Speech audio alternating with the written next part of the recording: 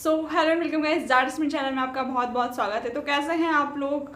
तो आप लोगों के बहुत ज़्यादा सवाल आ रहे थे डिग्री को लेकर, और बहुत लोगों ने मुझे कमेंट्स भी किए कि दीदी प्लीज़ डिग्री का क्या प्रोसेस होता है अप्लाई करने का, उस पर एक वीडियो बना दीजिए। जैसा कि मैंने पिछले वीडियो में आपको सारे डॉक्यूमेंट्स बताए थे कि आप कौन कौन से डॉक्यूमेंट्स अभी अपने रेडी करके रखें। अगर आपका सिलेक्शन होता है, रिजल्ट में आपका नाम होता है, तो आपको किन किन डॉक्यूमेंट्स की ज़रूरत पड़ सकती है, तो वो सारी चीज़ें आपने देख ली होंगी। अगर आपने अभी तक वो वीडियो नहीं देखा है तो प्लीज़ जाके डॉक्यूमेंट्स वाला वीडियो ज़रूर देखें। अगर आपने महिला पर्यवेक्षक का एग्ज़ाम दिया है, वो सारे बहुत बेसिक और सारे इंपॉर्टेंट डॉक्यूमेंट्स मैंने उसमें बताए हुए हैं जो कि आपको अदर एग्जाम में भी बहुत ज़्यादा हेल्प करेंगे। तो चलिए आज हम बात करेंगे डिग्री के बारे में। तो वैसे तो मैंने आपको जैसा कि बताया था कि मैंने हाल ही में डिग्री के लिए अप्लाई किया हुआ है, लेकिन मेरी डिग्री अभी तक नहीं आई हुई है। मैंने ग्रेजुएशन और पोस्ट ग्रेजुएशन दोनों के लिए अप्लाई किया, लेकिन मेरी बहन ने थोड़ी दिनों पहले पोस्ट ग्रेजुएशन की डिग्री के लिए अप्लाई किया था, जो कि आज ही मुझे रिसीव हुई है। तो मैं आपको सबसे पहले दिखा देती हूँ डिग्री कैसी रहती है, पहले तो यही दिखा देती हूँ। तो ये मैं यहाँ पे रख के बैठी हूँ, ये मेरे को रिसीव हुई थी। तो आप देख सकते हैं कि यहाँ पे लिखा हुआ है, ये शायद आपको दिखेगा नहीं सामने वाले कैमरे से, इस पे लिखा हुआ है वर्कतुल्ला विश्वविद्यालय भोपाल, जो कि हमारी जो कॉलेज है वो उससे चलता है, वर्कतुल्ला यूनिवर्सिटी से। तो ये जो हमारी डिग्री होती है वो यूनिवर्सिटी से बन के आती है, तो इसलिए उस पर वो मेंशन होता है सारी चीज़ें। तो ये इस तरीके से आपको पोस्ट के थ्रू भेजी जाएगी, आप देख सकते हैं। इस पर यहाँ पे मैंने ये एड्रेस नेम हाइड कर दिया है। बाकी यहाँ पे आपका एड्रेस नेम, फ़ोन नंबर, सारी चीज़ें मेंशन रहती हैं जो आप अप्लाई करते टाइम उसमें डालते हैं। अगर अंदर से मैं आपको दिखाऊँ तो ये मार्कशीट जैसा कुछ उस तरीके से होता है, देख सकते हैं आप। इस पर लिखा हुआ है आपका मास्टर ऑफ आर्ट्स की उपाधि हेतु निर्धारित पाठ्यक्रम का अध्ययन, और जो भी है, जो भी हमारा कॉलेज था उसका नाम वगैरह लिखा हुआ है, और जो भी सब्जेक्ट जैसे इकोनॉमिक्स से हम लोगों ने एमए किया है तो वो मेंशन है इसमें।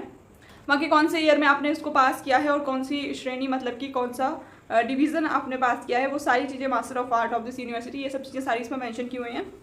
बाकी इनका वाइस चांसलर का सिग्नेचर है, और बस यही सब चीज़ इस पर रहती है। तो ये होती है डिग्री, ये पोस्ट ग्रेजुएशन की डिग्री है जो कि आज ही रिसीव हुई है। तो आप इसके लिए अप्लाई कैसे किया था हम लोगों ने, मैं वो आपको सारा प्रोसेस समझाती हूँ। सबसे पहले तो हम लोगों ने अपने कॉलेज गए थे, वहाँ से एमपी ऑनलाइन से, या आप अपने कॉलेज के अंदर से या आप एमपी ऑनलाइन से एक चालान हमको कटवाना पड़ा था। चालान देखा होगा जो कॉलेज में पढ़ते हैं, मतलब जिनने कभी चालान कटवाया होगा, तो वो चालान आपको कटवाना पड़ा था।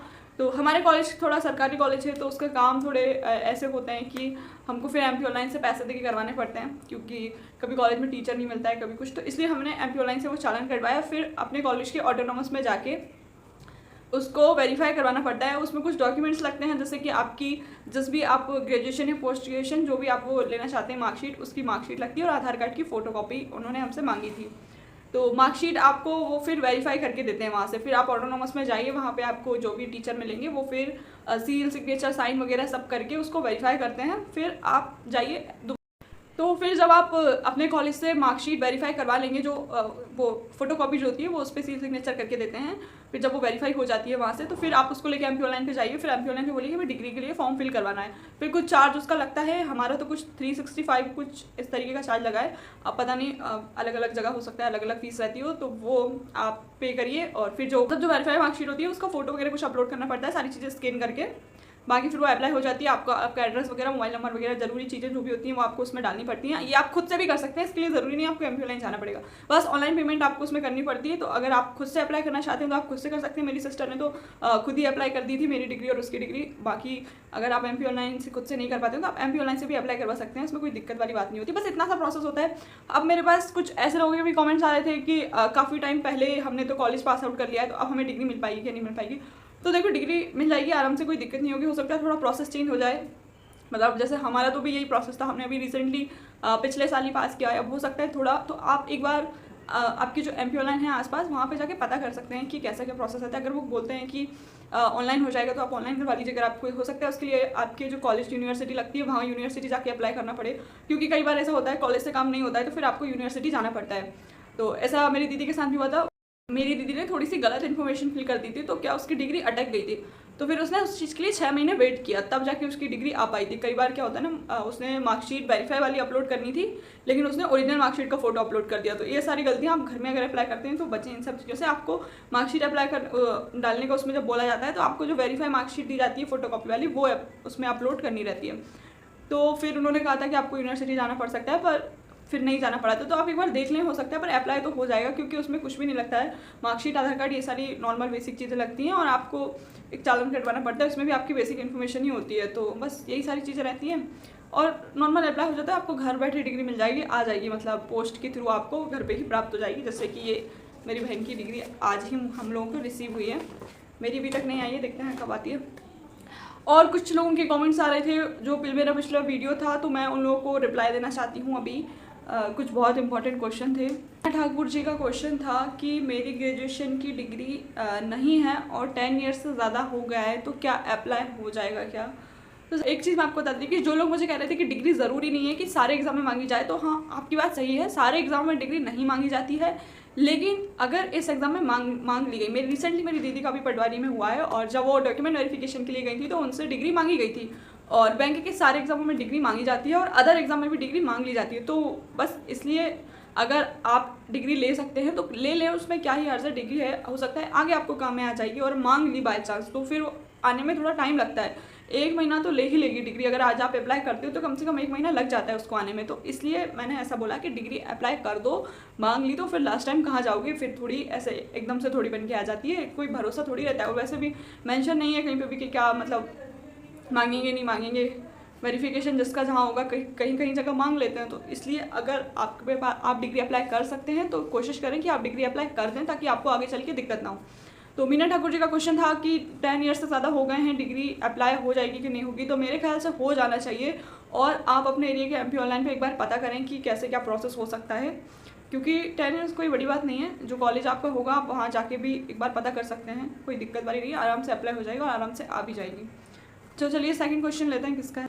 मेकअप एम्पायर करके एक है, उनका क्वेश्चन है कि दीदी 10-12 की मार्कशीट के साथ पासिंग सर्टिफिकेट भी लगेगा क्या, प्लीज़ दी बताइए।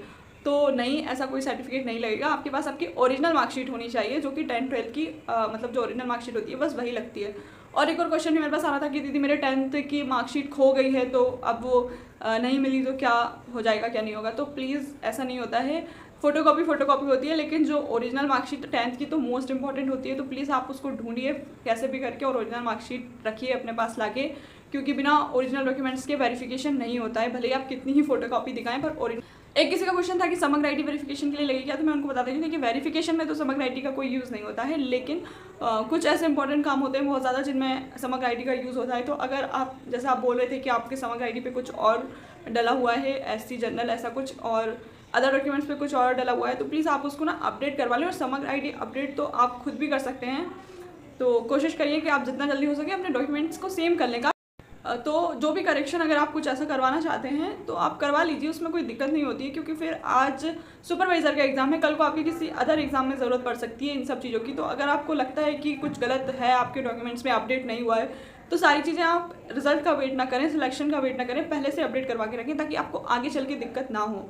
तो ये तो बहुत बेसिक सी चीज़ें होती हैं, जो कि अगर आप स्टूडेंट हैं तो आपको इतना अवेयर होना चाहिए और अपनी सारी चीज़ों को एक प्रॉपर मैनेज करके चलना चाहिए, क्योंकि स्टूडेंट लाइफ में कब किस डॉक्यूमेंट्स की कहाँ ज़रूरत पड़ जाए कुछ भी पता नहीं होता है। तो प्लीज़ ये सारी चीज़ें आप मेक श्योर करें कि आपके पास हों सारी डॉक्यूमेंट्स जो भी हैं।